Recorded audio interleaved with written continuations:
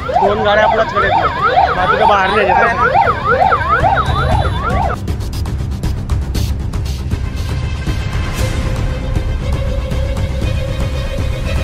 शहादा शहरातील प्रकाशा रस्त्यावरील 8 ते 9 दुकानांना भीषण आग लागल्याची घटना दुपारच्या सुमारास घडली आहे.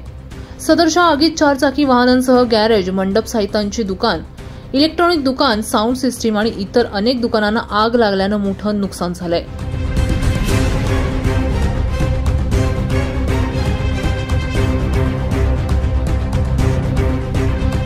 सदर घटना घडताच घटनास्थळी शहादा नगरपालिका अग्निशमन दल हे दाखल झाले असून आग विझवण्यासाठी त्यांनी आगीवर नियंत्रण मिळवण्यासाठी शर्थीचे प्रयत्न सुरू आहेत. सदर भीषण आगीत दुकानाजवळ उभा असलेला मोठा ट्रकला देखील आग लागली आहे. ही आग नेमकी कशामुळे लागली हे अद्यापही स्पष्ट झालेलं नाही. घटनास्थळी नागरिकांची मोठी गर्दी झाली आहे.